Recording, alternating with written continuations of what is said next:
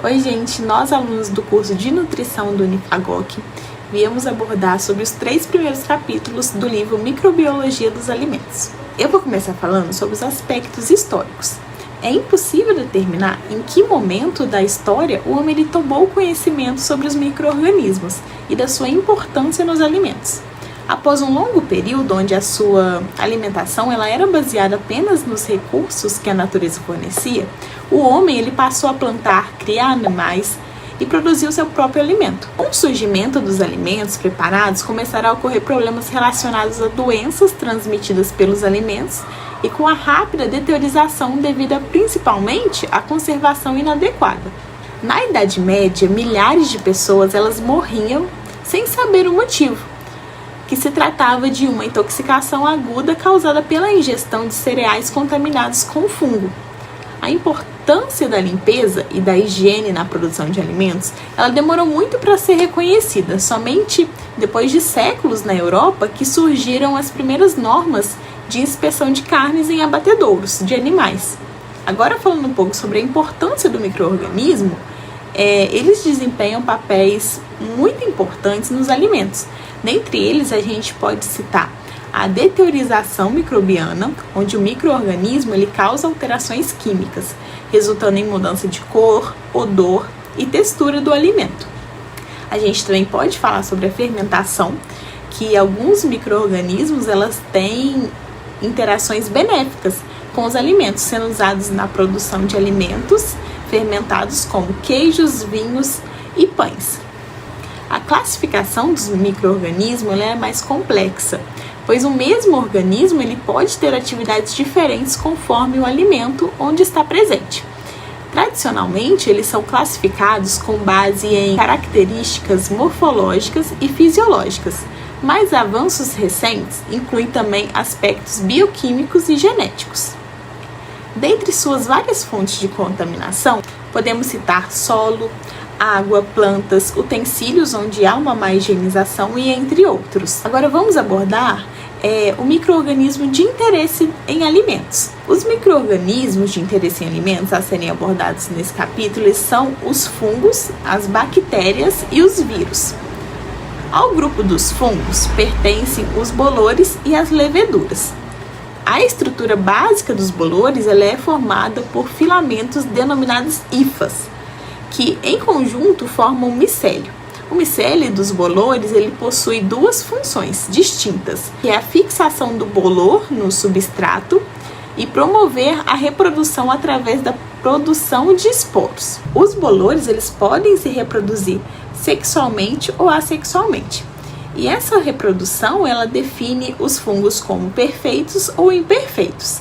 As colônias formadas pelos bolores, variam em aparência como aveludada, seca ou úmida. E sua cor também pode mudar. Em geral, os bolores são menos exigentes em condições como umidade, pH, temperatura, em comparação às leveduras e às bactérias. Eles são majoritariamente aeróbios, crescendo na superfície de alimentos onde há contato com o ar.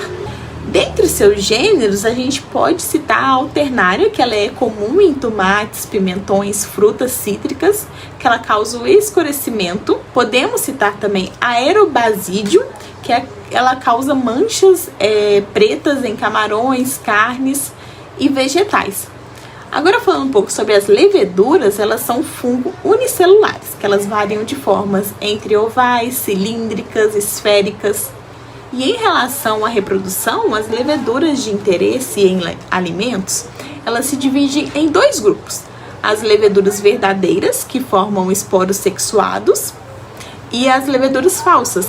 Todas as leveduras, no entanto, podem se reproduzir assexualmente, seja por brotamento ou ficção celular. As leveduras necessitam de menos umidade que as bactérias e mais do que os bolores. A sua temperatura ideal seria entre 25 a 30 graus. E seu crescimento é favorecido em pH mais ácido. São predominantemente aeróbias, mas algumas se multiplicam bem em condições anaeróbicas, especialmente as fermentativas, que utilizam o açúcar como principal fonte de energia. Boa noite. Dando continuidade ao capítulo 1 do livro, As bactérias que são relevantes para o estudo de microbiologia dos alimentos, elas podem ser classificadas em 7 grupos. O grupo 1 são as gram-negativas aeróbias e microaeróbias. O grupo 2 são as gram-negativas aeróbias e estritas. Grupo 3, gram-negativas anaeróbias facultativas. Grupo 4, cocos gram-positivos. Grupo 5, bacilos gram-positivos produtores de esporos. Grupo 6, bacilos gram-positivos não esporulados. E grupo 7 são outros tipos de bactérias. A respeito do grupo 1, as bactérias elas possuem flagelos polares e motilidade como característica, com movimento de saca-rolha. E algumas bactérias desse grupo podem causar gastroenterites. Um exemplo de espécie dessa categoria é a C. coli. A respeito do grupo 2, se trata das gram-negativas aeróbias estritas. Elas podem ser móveis ou imóveis, encontradas em alimentos tanto de origem vegetal quanto animal, e algumas produzem substâncias tóxicas, sendo patógenas aos seres humanos e provocando deterioração dos alimentos. Podem ser bacilos retos ou curvos, e por serem gram-negativas, elas vão apresentar coloração roxa após o processo de oxidação. São gêneros importantes dessa classificação as pseudomonas, que possuem atividade metabólica benéfica aos alimentos, produzem enzimas proteolíticas e lipolíticas, encontradas em alimentos refrigerados e congelados. Com baixa resistência térmica, são somente encontradas em alimentos que sofreram contaminação após o processamento. Outro gênero é a Halobacteria cali. São halófilas, ou seja, elas possuem alta demanda de sal para a sua multiplicação, e isso ocorre para suprir a sua necessidade enzimática, a sua estabilidade da membrana e para a síntese de proteínas. Elas são mais encontradas em alimentos salgados, como pescados e carnes, e nesses alimentos elas produzem limo, que é um líquido na superfície da carne, do pescado, que apresenta um forte odor e coloração avermelhada. Outro gênero dessa classificação é a Acetobacter, que apresenta coloração variada de acordo com a idade da cultura.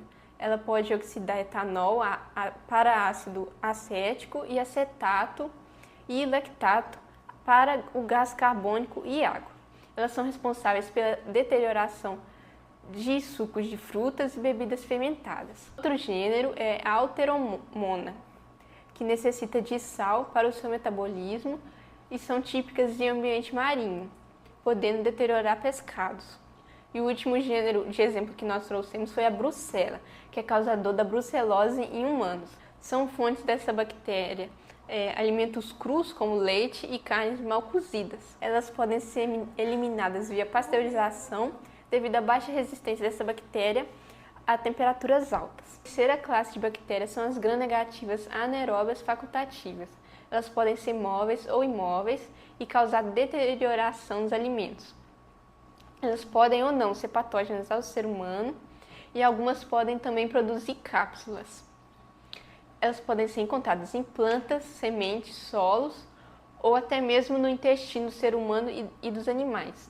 Um exemplo de gêneros dessa classificação, a Citrobacter, que são bactérias intestinais, e outro exemplo de bactérias que compõem a microbiota intestinal humana são a Enterobacter, também tem a Salmonella, que é responsável pela salmonelose, Pseudomonas, que são encontradas em caranguejos, peixes e ostras cruas, e Vibrio, que são espécies que não se multiplicam sem soja, podem ser encontradas na água do mar. Quarta classificação, que são cocos gram-positivas, inclui bactérias aeróbias e anaeróbias facultativas e podem ou não ser patogênicas. São encontradas em solo, água, pele do ser humano e também são muito encontradas em leite derivados. Realizam deterioração dos alimentos e são exemplos de gêneros dessa classificação. Os micrococos, que se multiplicam na presença de pouco sódio, estafilococos, que podem produzir toxinas nos alimentos, enterococos, que são de origem fecal e usados como micro-organismos indicadores, lactococos, que transformam glicose em ácido lático e atuam no processamento industrial dos alimentos, leuctonostoc, que fermentam glicose em ácido lático, etanol e gás carbono, e streptococcus, que fermentam glicose em ácido lático e são responsáveis por reação indesejada nos alimentos, especialmente leite cru, ou reações convenientes, como o leite fermentado.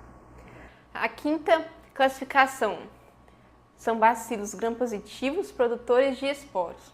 Esse grupo, eles possuem capacidade de produzir esporos, onde no centro estão o DNA da bactéria, envolvido por camadas proteicas, e a produção desses esporos é importante para a microbiologia de alimentos devido à sua resistência ao calor, desidratação e congelamento. Sexta categoria são os bacilos gram-positivos não esporulados. Eles podem ser aeróbios facultativos e podem levar à deterioração do alimento. Eles são encontrados em carnes e derivados, podem ou não ser patogênicos e podem também se multiplicar na temperatura de refrigeração. E, por último, tem a sétima classificação, que engloba outros tipos de bactérias. Alguns exemplos são a Coxiella, que causa febre vinculada ao leite cru de animais infectados, sendo então necessário o processo de pasteurização desse leite a fim de dar um fim nessas bactérias e para que o leite não provoque essas doenças. Tem a Propionobacterium, que é importante para a produção de queijos devido à sua capacidade de produzir ácido acético. Mais na frente no livro será abordado o vírus. Ele será aprofundado no capítulo 4 desse livro, mas se trata de parasitas intracelulares obrigatórios, podendo estar sob forma inativa em alimentos. Oi gente, meu nome é Dalit e eu vou dar continuidade falando sobre os fatores intrínsecos e extrínsecos. A capacidade de sobrevivência ou de multiplicação dos micro-organismos que estão presentes no alimento, ele depende de uma série de fatores. Entre esses fatores está os fatores intrínsecos, que são aqueles relacionados com as características dos próprios alimentos, e os fatores extrínsecos, que são relacionados com o ambiente onde o alimento se encontra. Vou começar falando sobre a atividade de água. A atividade de água ela é um parâmetro que mede a disponibilidade de água em um alimento. Para o metabolismo e multiplicação, os micro-organismos exigem presença de água na forma disponível. Então, define-se a atividade de água de um alimento ou de uma solução qualquer como sendo a relação existente entre a pressão parcial de vapor da água contida na solução ou no alimento e a pressão parcial do vapor da água pura a de uma dada temperatura. Então, com a adição de sais ou de açúcar e de outras substâncias, provoca a redução do valor da atividade de água de um alimento, sendo variável a função da natureza da substância, da quantidade ou da temperatura que vai ser adicionada. Pode ser também reduzida a atividade de água através da desidratação ou do congelamento. Em geral, as bactérias requerem atividade de água mais alta que os fungos. E as bactérias gram-negativas são mais exigentes que as gram-positivas em relação à atividade de água necessária. O efeito da diminuição da atividade de água a um valor inferior ao considerado ótimo para o micro-organismo é o aumento da fase lag e diminuição da velocidade da multiplicação e do tamanho da população microbiana final. Outro fator é a acidez, o pH. Assim como a atividade de água, os micro-organismos têm valores de pH ideais para sua multiplicação. O pH em torno da neutralidade, que seria entre 6,5 e 7,5, é o mais favorável para a maioria dos micro-organismos. Alguns micro-organismos são favorecidos pelo meio ácido, como ocorre com as bactérias láticas. Entre as bactérias, verifica-se que as patogênicas são as mais exigentes quanto ao pH. As frutas, refrigerantes, vinhos e vinagres apresentam pH inferior àquele em que a proliferação de bacteriana é possível. Esses alimentos normalmente deteriorizam-se devido ao crescimento de bolores e leveduras, uma vez que essas toleram pH inferior a 3,5. As carnes, produtos marinhos, em função do seu pH, são altamente suscetíveis à multiplicação de micro-organismos presentes, tanto os bolores e as leveduras como as bactérias também. Ainda em relação às carnes, o estresse a qual o animal é submetido antes do abate, ele provoca a metabolização do glicogênio antes da sua morte. Então, isso acontece reduzindo a quantidade de ácido lático, que pode ser produzido após a morte do animal. Isso resulta em uma carne com pH mais elevado. Assim como acontece com a atividade de água, o pH desfavorável ele também provoca um aumento na fase lag da multiplicação microbiana. Outro fator é o potencial de oxirredução. Os processos de oxidação e redução estão relacionados com a troca de elétron entre compostos químicos. O potencial de oxirredução pode ser definido como a facilidade com que um determinado substrato ganha ou perde elétrons. Quando o elemento perde elétrons, ele é oxidado. E quando ele ganha elétrons, ele é reduzido. Quanto mais oxidado é o composto, mais positivo é o seu potencial de oxirredução. E quanto mais reduzido é o composto, mais negativo é esse potencial. Algumas bactérias aeróbias multiplicam-se melhor com condições ligeiramente reduzidas e por isso são denominadas bactérias microaerófilas. Os lactobacilos são exemplos desse grupo.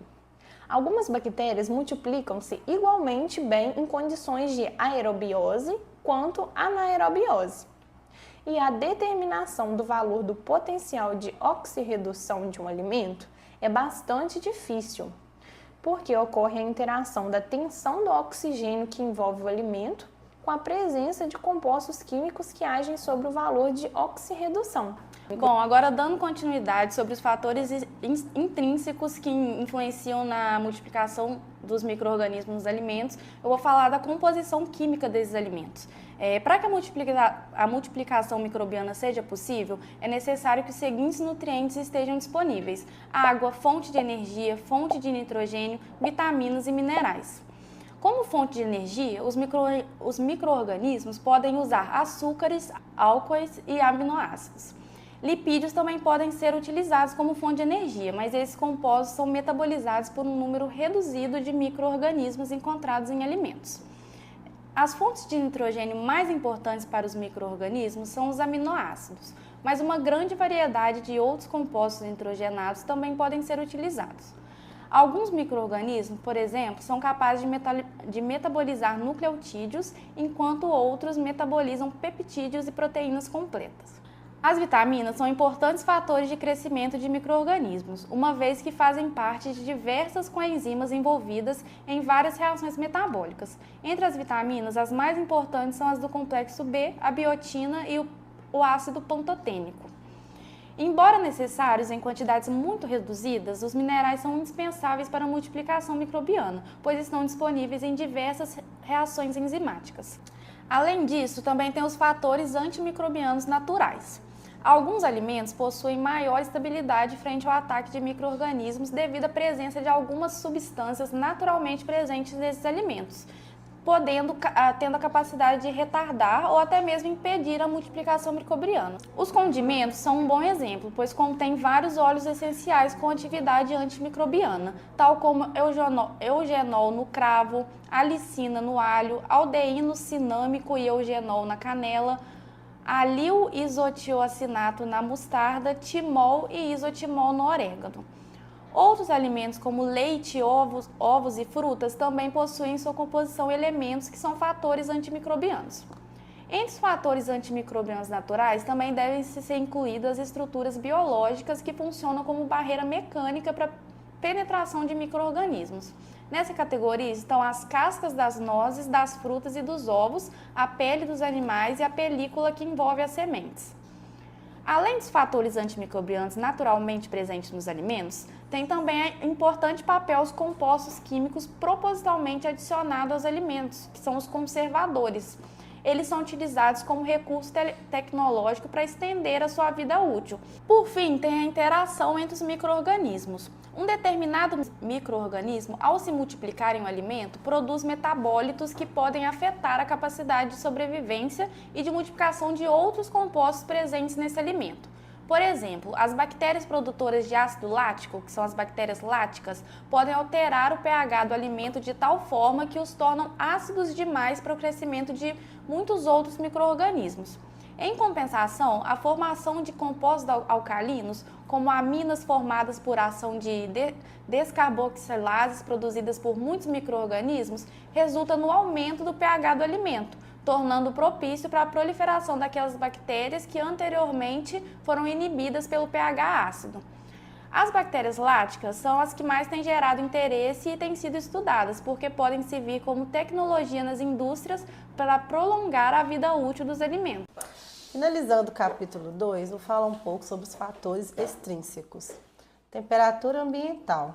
A temperatura é o fator ambiental mais importante que afeta multiplicações de micro-organismos. Em uma faixa bastante ampla de temperatura, eles podem se multiplicar, havendo registro de multiplicação a um mínimo de menos 35 graus e a um máximo de 90 graus. Há uma controvérsia sobre a classificação dos micro-organismos. De acordo com a temperatura ideal de multiplicação, a mais aceita costuma dividir os micro-organismos nos seguintes grupos.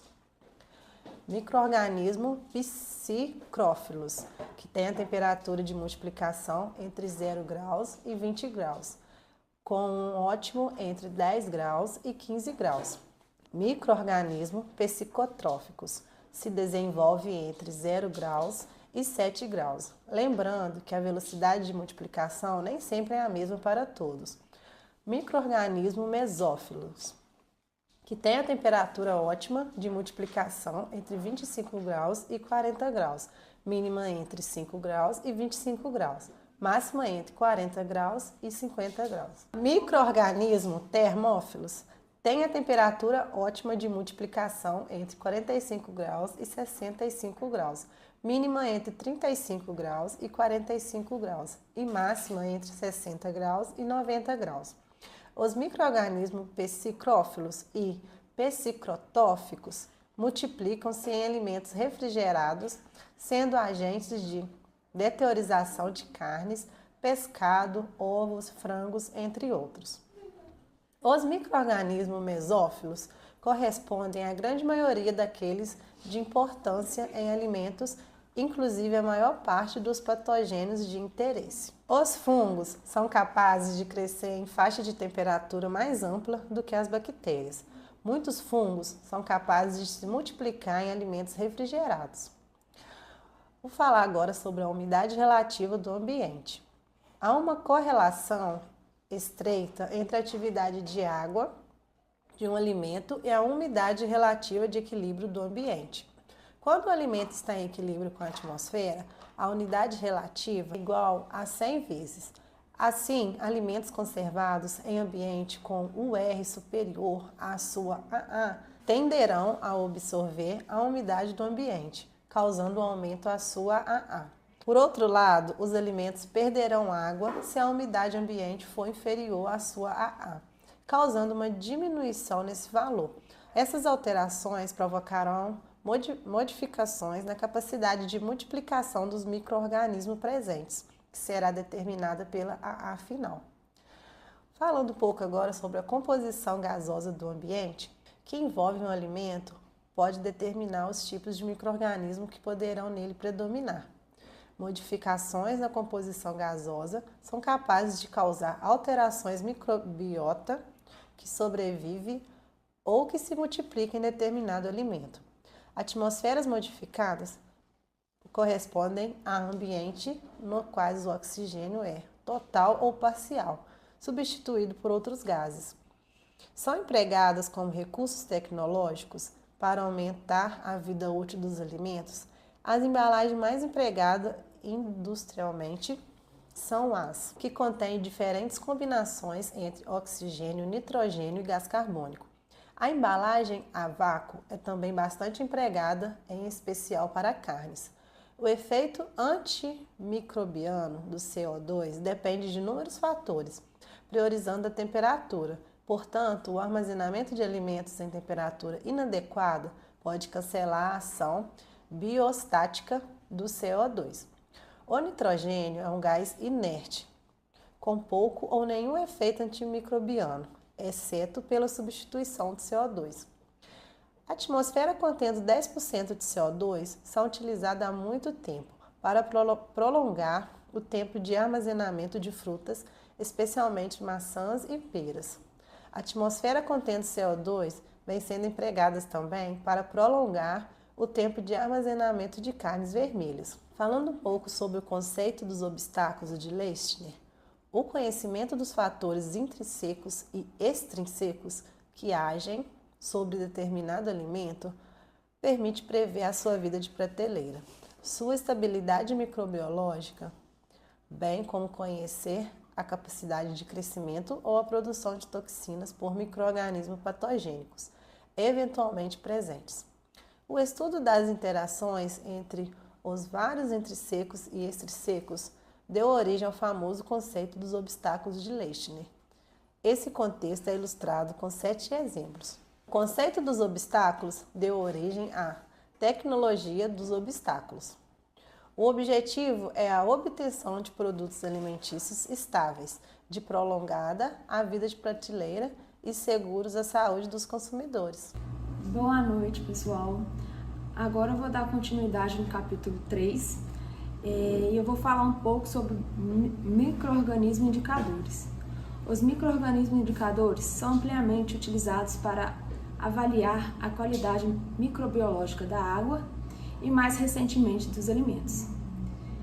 Esses indicadores são grupos ou espécies específicas de micro-organismos que, quando detectados em um alimento, fornecem informações cruciais sobre possíveis contaminações fecais, presenças prováveis de patogênios, potencial de deteriorização do alimento, além de identificar condições sanitárias inadequadas durante o processo de produção e armazenamento dos alimentos. Falando um pouco sobre os indicadores de contaminação fecal ou da qualidade higiênica sanitária do alimento, o uso de Escherichia coli como indicador de contaminação de origem fecal foi proposto em 1892 devido à presença dessas bactérias no intestino humano e animais de sangue quente. Falando um pouco sobre os coliformes totais, são bactérias gram-negativas, não formadoras de esporo, capazes de fermentar lactose com produção de gás de 35 a 37 graus Celsius por 48 horas. Eles são usados como indicadores de qualidade microbiológica da água e alimentos, indicando possíveis contaminação fecal. Agora um pouco sobre coliformes fecais e Escherichia coli. Os coliformes totais que contribuem à fermentação da lactose de 44 a 45,5 graus Celsius. Nessas condições, 90% das culturas de E. coli são positivas. A pesquisa de coliformes fecais e E. coli em alimentos fornece informações mais seguras sobre as condições higiênicas do produto e a presença de heteropatogênios. Em alguns laboratórios, preferem enumerar bactérias da família Heterobactericidae, incluindo fermentadoras e não fermentadoras de lactose.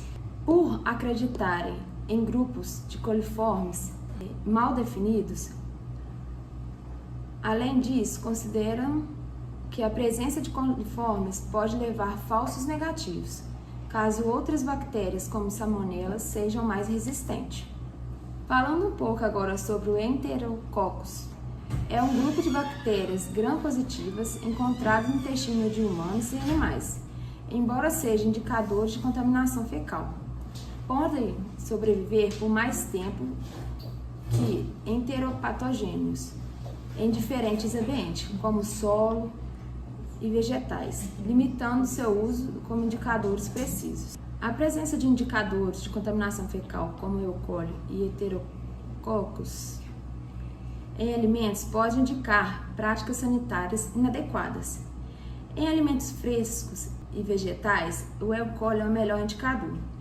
Já em alimentos processados, números elevados de Heterobacteria podem finalizar processamento inadequado ou recontaminação, sugerindo a necessidade de melhores práticas de higiene e controle. Agora, falando um pouco sobre indicadores gerais de contaminação de alimentos, esses grupos de micro-organismos, quando presentes em números elevados, podem causar deteriorização ou redução da vida de partilheira dos alimentos. Falando um pouco sobre a contagem em placas de bactérias aeróbias mesófilas, indica a qualidade sanitária dos alimentos. Mesmo sem patogênios, um número elevado de micro-organismos indica insalubridade, exceto em alimentos fermentados. A contagem de bactérias aeróbicas inclui sistemas como câmara, aerobiose e placas com agar pré-reduzido. Indica condições favoráveis a multiplicações de patogênios anaeróbios. A contagem de bolores e leveduras de baixa acidez e alta atividade de água é mais lento. Em alimentos ácidos e de baixa atividade de água, o crescimento é maior por causa da deteriorização significativa. Medidas como boas práticas de higiene e adição de conservantes podem reduzir a contaminação. Fiz assim, ó, no vídeo, mas eu vou... Corta essa parte final. Vai, começa, ó, vai. Põe aí, não precisa cortar Coloca não. essa cara, tipo... Vem, Ana Júlia, sofrer na cadeira. Esse mundo. Micro-organismos terrícolas. Quase a oportunidade de me falar aqui.